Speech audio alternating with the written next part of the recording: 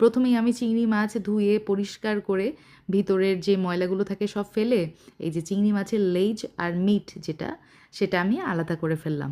লেজটা কাটার সময় সামান্য একটু মাংস রেখে তারপর কেটে নেবেন। এখানে 1 কাপ পরিমাণ চিংড়ি মাছের মিট হয়েছে। এখন চপার গ্রাইন্ডারে আমি একে একে সব কিছু দিয়ে দিচ্ছি। এখানে সিদ্ধ করে রাখা আলু 1/2 কাপ ব্যবহার করেছি। তার সাথে দিয়ে দিলাম হচ্ছে ব্রেড ক্রাম্ব, এখানে আছে 1/3 কাপ কাঁচা মরিচ, আদা, একটা পেঁয়াজ, কতগুলো আমি গাজর ব্যবহার করেছি, সাথে রসুন দিয়ে দিলাম, আরও লাগছে ধনিয়া পাতা।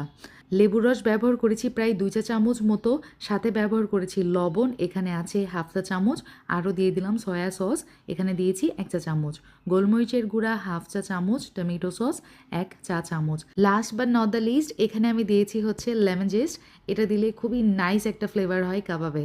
সব কিছু এখন গ্রাইন্ড করে নিয়েছি, দেখতেই পাচ্ছেন একদম পেস্ট হবে, ঠিক আছে? পেস্ট কনসিস্টেন্সি হবে। আপনারা চাইলে এই কাজটা পাটাতে করে নিতে পারেন অথবা ব্লেন্ডার জারে করে নিতে পারেন, আপনাদের ইচ্ছা। আচ্ছা, এই পর্যায়ে আমি যেটা করব, আমার হাতে সামান্য একটু তেল মাখিয়ে নিয়ে এখন ছোট ছোট বল করে আমি এখানে কয়েকটা ভাগে ভাগ করে নিয়েছি। চিংড়ি মাছ এই কাবাবে আমি মনে হয় 15টা ব্যবহার করেছি, 14 কি 15টা হবে। তো সেই বুঝেই বলগুলো আমি মিডিয়াম সাইজ আকারে ভাগ করেছি। এখন হাতে সামান্য তেল ভরিয়ে বলগুলো গোল আকার করে নিব। তার মধ্যে এই যে চিংড়ি মাছের একটা লেজ গুজিয়ে দিলাম। এখন হাত দিয়ে আবারও সুন্দর করে শেপ দিয়ে নিব। কাজটা খুবই ইজি, আপনারা একবার দেখলেই আমি মনে করি পেরে যাবেন।